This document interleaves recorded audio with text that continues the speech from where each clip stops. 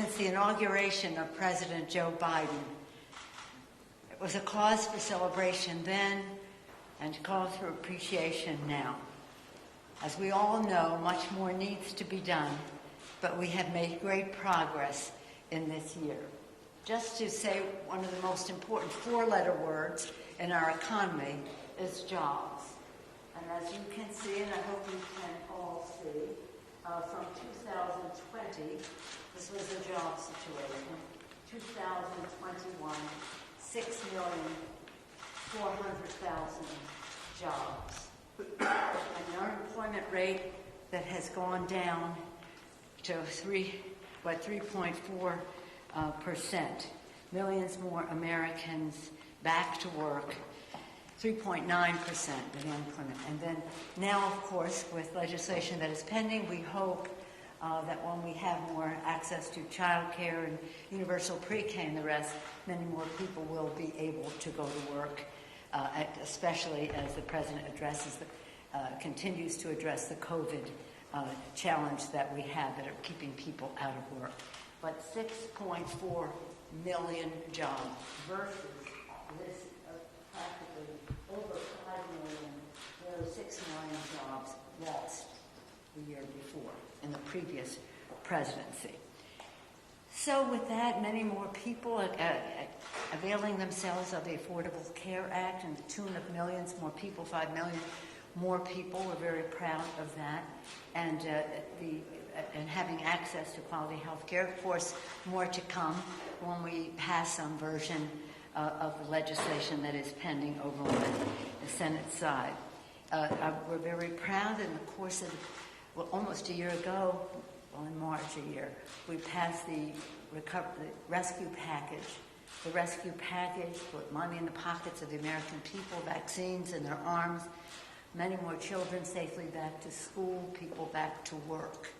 It enables cities, states, and counties to pay for and support the systems that make societies work, whether it's the education of our children, the transportation of our people, the first responders, our security, food workers, the list goes on, of services that are provided by localities, counties, as well as states. They took millions of people, young children out of poverty. The rescue package did just that, rescue our economy, our society, and our people as it attacked the COVID crisis. As you all know, we've had a variant that has prolonged the crisis. I'm very proud of the work that the President is doing now to make sure that people have tests and masks, and hopefully more people will avail themselves of vaccinations. More therapies are in the works, and in terms of not having to have refrigeration of the kind that is almost impossible to have throughout the world. We salute our scientists for what they are doing.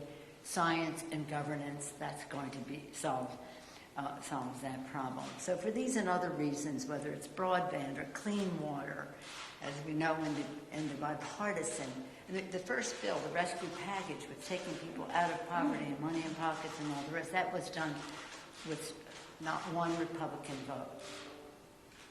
There were 13 Republican votes in the House to support the infrastructure bill, and we were happy that that was bipartisan, so we could repair roads and bridges, improve public transit, secure clean water, broadband, and much more across the country. So there's a great deal to be proud of. But as with all of this, we always keep an eye on what needs to be done to meet the kitchen table needs of the American people. What keeps them up at night, we want to help solve that problem. And one of the proud things about this administration is the creation of jobs, the expansion of health care, and again, the alleviation of poverty. So with that, then we go on to what we want to do next. There's no question last night was a disappointment. I support what the President said. He's disappointed but not deterred. We will continue the work. We will follow the example of those who went before us in terms of the fight for civil rights and voting rights, not to be deterred. So the fight goes on. I had the privilege earlier this week, at the beginning of the week on Martin Luther King Day, to be with the King family, to be inspired over and over again, continue to be inspired by them, to the point of Martin Luther King's granddaughter, Yolanda, who's 13 years old in 8th grade, talking about the future, talking with her great wisdom about the future. So we're, again, always eager to do more, but nonetheless disappointed what happened. But I want to congratulate Leader Schumer for his courage, for how he proceeded with this legislation. You had to have a vote. And what was wonderful to see was for almost 2 days to hear the Democratic senators talk about the sanctity of the vote and how fundamental that is to our democracy. It was so inspiring. Sad, though, to hear the Republicans argue against the freedom to vote and protect our vote. Whatever the outcome, the fact is that every Democrat in the Senate voted for the Freedom to Vote / John Lewis Voter Advancement Act, and every Republican voted against it. The process in the Senate leaves much to be desired. If you want to talk about that, we can later. But the fact is that it was an inspiring day, and I salute the chairman for bringing that important legislation to the forefront as he brought it to the floor. And that's a way to get it into the forefront. It's so important. But again, my motto is, some of you have heard me say it, we don't agonize, we organize. And that's what we will do to, again, advance voter participation in our country. I was a former chair of the party, and our goal was to remove obstacles of participation for anyone, whatever their party was, to remove obstacles of participation. Instead of what the Republicans are doing is to put up obstacles for participation. So the fight for voting rights continues. We will not relent. The fight goes on. So where do we go from here? As we have been engaged in all of these highly visible fights, discussions, debates in the Congress, we have been working in many cases in a bipartisan way to advance legislation which should be coming to the floor in the months ahead, as soon as we come to the agreement. First and foremost is the omnibus bill. I salute our chair, Rosa DeLauro, for the work that she is doing. This has to be bipartisan, and as an appropriator myself from way back, I always say, left to their own devices, the appropriators can get the job done, and we want to leave them to their own devices, and I hope that Mitch McConnell will leave them to their devices as well. We must get that done. It is important in terms of governance to get the appropriations bill done, the omnibus bill done, to fund the government. It is now a national security issue of the highest priority, with the threats that exist out there. To go to a continuing resolution instead of a decision-making omnibus bill is to weaken our security and our stability. The Republicans should know that. So we hope that we will be able to bring that legislation to the floor before it expires. Honoring our pact. This is another security issue. It's about the burn pits. This is something that members have been working on for a while, and now, yesterday even, in fact, the Veterans Affairs Committee had Chairman Takano had a round table with the VSOs, the Veteran Service Organizations. We thank our veterans and our Veteran Services Organizations for their input on this. As you know, many of our service members were affected by being exposed to burn pits, and we have to have legislation passed. It will be expensive, but it is the price we must pay, that we owe our veterans to make sure they get the care and benefits that they deserve, those who are exposed to burn pits. And from our standpoint, if you were there, you qualify. We don't have to go through any torturous process to decide if somebody's illness depended on something that they were exposed to. That very important legislation. Again, we're hoping all of this is bipartisan. The competitiveness bill. It has many names. It's about chips, about funding for chips. It's about research and development. Research, very big piece of that coming out of our Science, Space, and Technology Committee under leadership of Chairwoman Eddie Bernice Johnson. It's about supply chain. It's pretty exciting, the competitiveness bill, and we're very close to being ready to go to conference with the Senate on that legislation. Postal reform, you've heard about it over and over again, but again, it's about fairness and making sure that we have fairness for our postal workers without having the retirement health benefits be pre-funded for 75 years into the future. These are some of the items on the agenda in the very near future that have important ramifications for us. Very important in terms of all of this is what we do about any legislation we may have about the Ukraine, which is really about our security and our stability. Mr. Menendez has legislation in the Senate.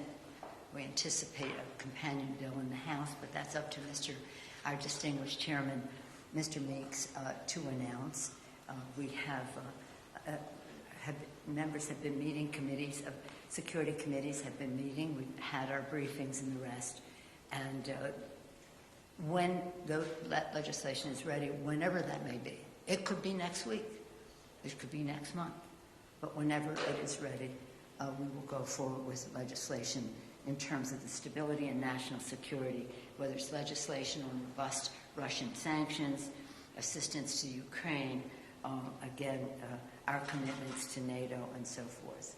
So that's glamorous. Acknowledge and appreciate what Joe Biden, as President of the United States, the difference that he has made. 6.4 million jobs. That has a nice ring to it. We want more. We can put more people back to work when we have more access to child care and home health care, so that more moms and dads can be in the workforce, and when we solve and crush the COVID crisis, which is a deterrent to people going to work as well.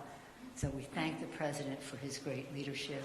We appreciate the leadership of Chuck Schumer in advancing the sanctity of the vote in the Senate and giving it the visibility that it would never have had without having a vote in the Senate.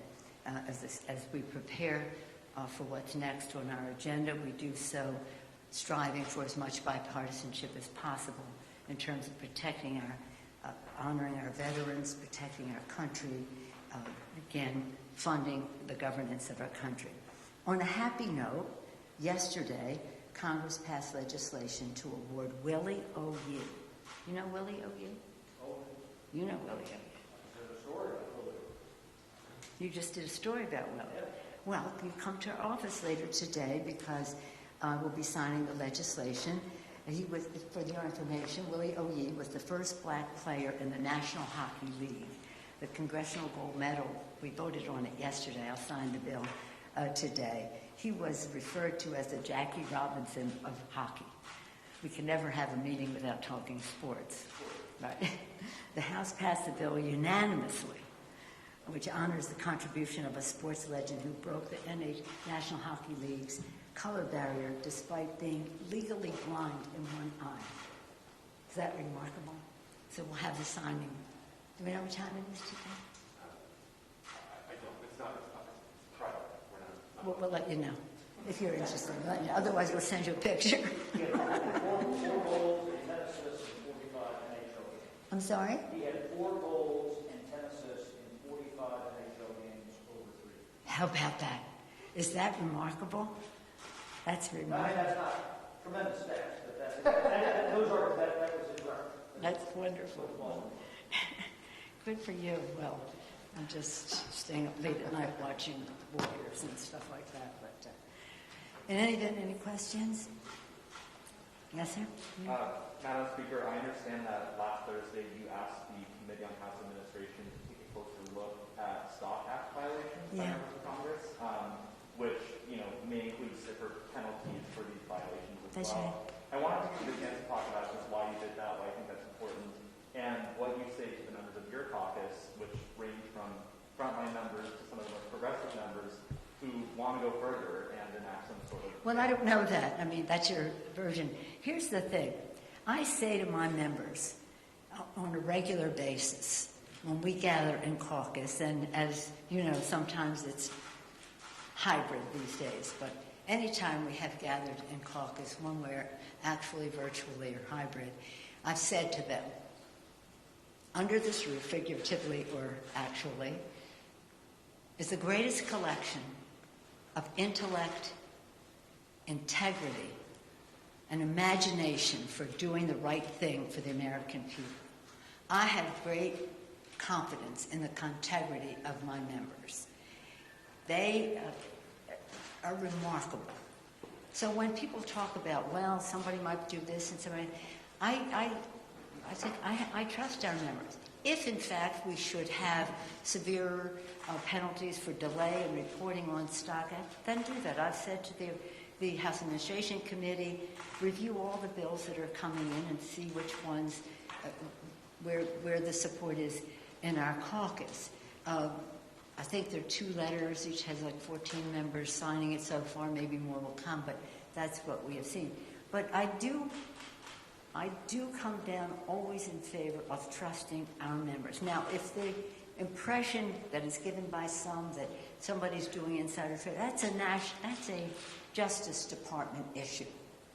That's a Justice Department issue, and that has no place in any of this. But to give a blanket attitude of we can't do this and we can't do that because we can't be trusted, I just don't buy into that. But if members want to do that, I'm okay with that. I would add, and this is the last thing I'm going to say on this at this meeting, and I would add, do you know that the Supreme Court, now we in the House have disclosure, in the Congress we have disclosure, and we have the Stock Act, which says if you sell a stock, you have to report it in an X number of days, and if not, there's a penalty. Should those penalties be greater? Subject to review. I mean, I don't know why people don't do it on time, but whatever it is, if there's a penalty, and it should be more severe, so be it. But the United States Supreme Court, where decisions are made all the time that affect our environment, our workforce, our personal freedoms, every subject you can name, at the mercy of the court, our economic issues and the rest, no disclosure whatsoever, and certainly no Stock Act.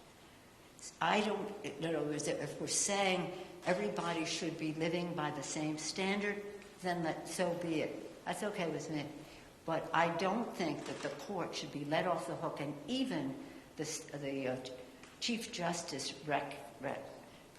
said recently that the impression was that there were some scandals in judges making decisions that related in a way that wasn't right. So I say, when we go forward with anything, let's take the Supreme Court with us to have disclosure. No disclosure. The Supreme Court of the United States for life. No disclosure, and certainly, therefore, no Stock Act. Another subject? Yeah, on the BBB, the president indicated yesterday chunks of it could get passed, and I'm sure you heard what he said. I wonder what you think of that statement, and I have a couple parts here. He said the child tax credit for community colleges might drop out, and just what should we expect when it comes to the BBB going forward? Well, let me just say, chunks is an interesting word. Not my word, that's what he said. No. The president has such a commitment to the values that are contained in this legislation, the reconciliation bill. When we passed and when they were considering, and then later we passed the bipartisan infrastructure bill, the president said, I want to find as much common ground as I can in a bipartisan way when it comes to infrastructure. But I cannot limit my vision for America to what the Republicans will agree to in terms of roads and bridges, etc. That's important, but it's not all. So in this legislation, if we care about preserving the planet for future generations and clean air for them to breathe today and water to drink, we need to pass the reconciliation bill. So I would hope that that would be a major part of it. So what the president calls chunks, I would hope would be a major bill going forward. It may be more limited, but it is still significant. So we talked about climate. Now let's talk about health care. So important in the legislation is that millions more people will have access to health care at a very low cost because of what is in the bill in terms of expanding the Affordable Care Act. Let's now talk about child care. Child care in the bill, whether you're talking about the child tax credit, or you're talking about child care, or you're talking about home health care that might include a child or an older sibling or a parent, or you're talking about universal pre-K. All of this lowers cost for care, and is transformative in the lives, especially of women in the workforce. So we have to have, if our economy is going to succeed, as you know we say when women succeed, America succeeds, if we're going to have the full benefit of women and newcomers, and when I say newcomers, people of color who have not been in some of these traditional jobs, to expand what that means, we have to have care at home, whether it's for children or, again, older siblings or parents. So there are big chunks of the bill that have to be contained in the bill. But remember this, that this is a reconciliation bill. So when people say, let's divide it up, no, they don't understand the process. What can we agree upon? And I'm sure that we can agree upon something significant. Call it a chunk if you want, but whatever you call it, we want it to be able to make a difference in transforming the workplace by honoring work, by respecting the fact that there are families that have to make decisions between home and work, and again, protecting the planet. So I'm optimistic. I'm optimistic. Yeah. Yes, sir. Very disappointed.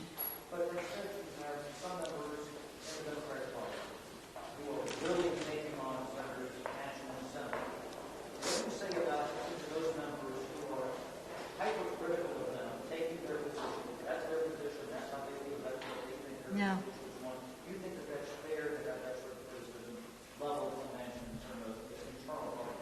Well, I think people will say what they're going to say. I have not encouraged that. In fact, I have discouraged it because we are a giant kaleidoscope here, Democrats and Republicans. You never know who's going to be in the design of the next bill. So we have to be respectful. But I've discouraged people from making comments about them. And you maybe hear it more than I do. I just don't hear that much of it anymore. No.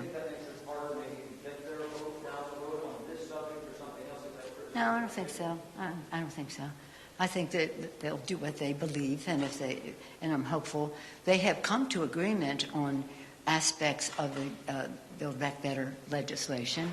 We may want to have to rename it to something that's even Build Back Better than that kind, whatever we decide to call it. But the fact is that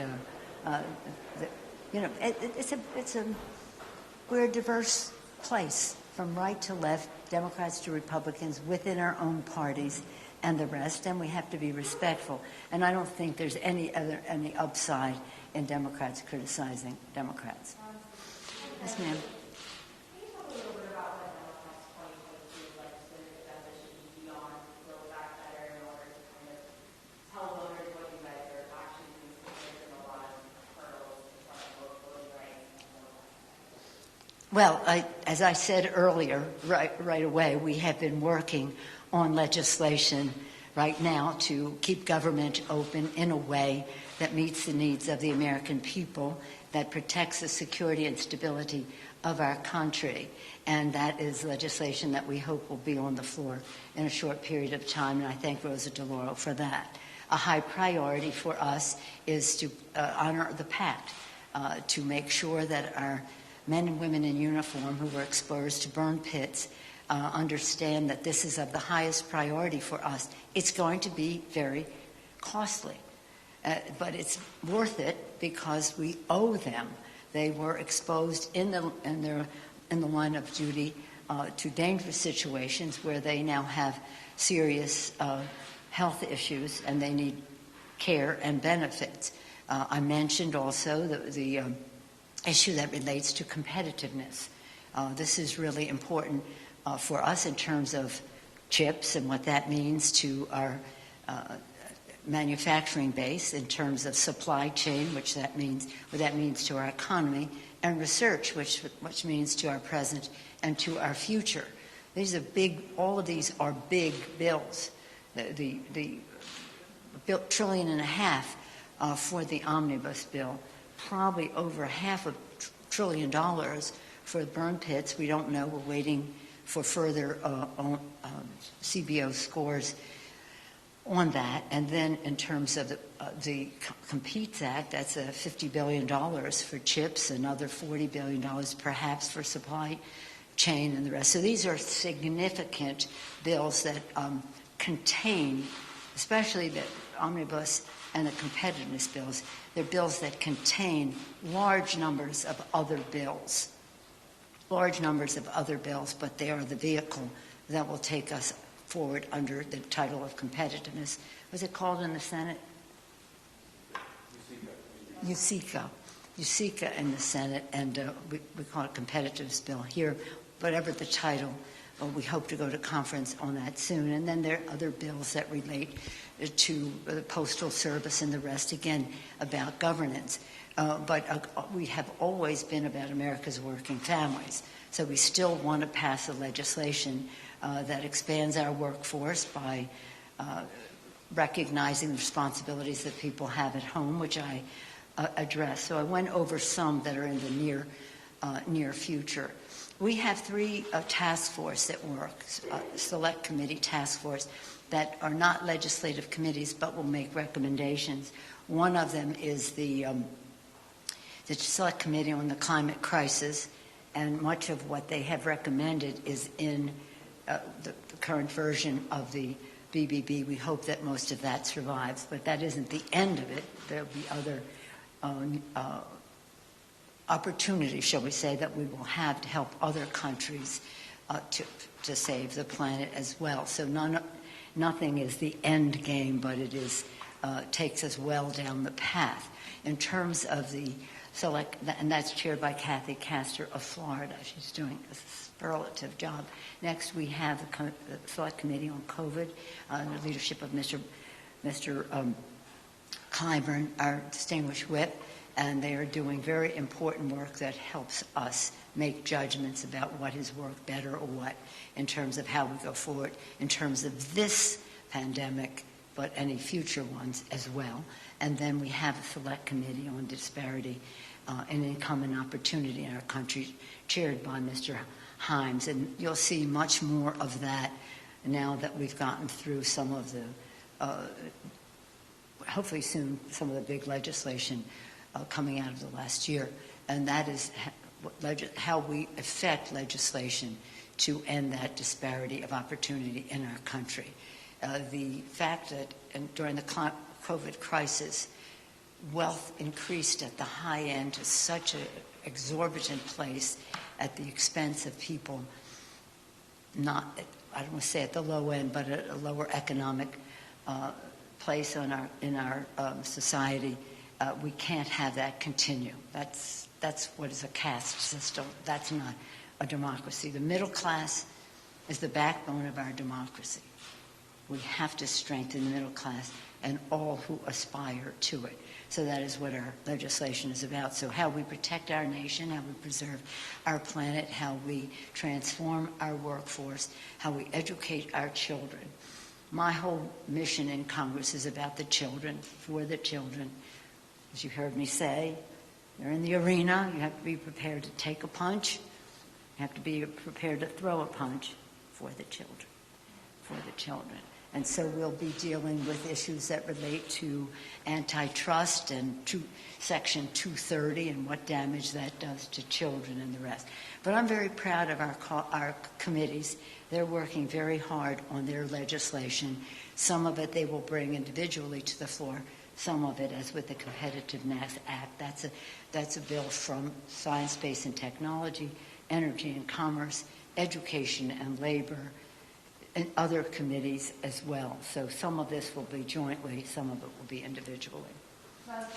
One last question, is that? I think I asked you about crime in America right now. There's been so many tragic headlines this week alone with I'm sorry? crime in America. Oh, crime. Oh, yeah.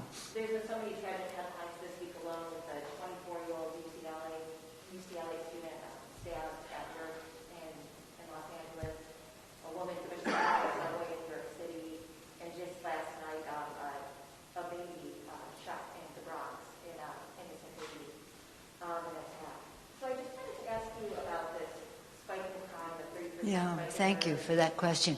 Because in many of our committees, in the Judiciary Committee for sure, and Education and Workforce, in all of our committees, community safety is of the highest priority as a value. The form of it, the legislation it will take remains to be seen. As I said, our committees will be working on these issues. But community safety, right up there with jobs and health care and the rest. Community safety, very important. That's why we were very proud that in the rescue package, we had significant funding for state and local government, which was funding our first responders, largely our police and fire. We have to be strong in that respect. We have to be strong in that respect. But in the BBB, there's very important language, and I refer you to it, about how we address criminal justice and the rest in our country. But thank you for asking that question. We can have a whole day, and we probably will, on that subject, because community safety, our first responsibility is to protect and defend, whether that's our national security or our community safety. We have to keep the American people safe. Thank you all very much. Thank you.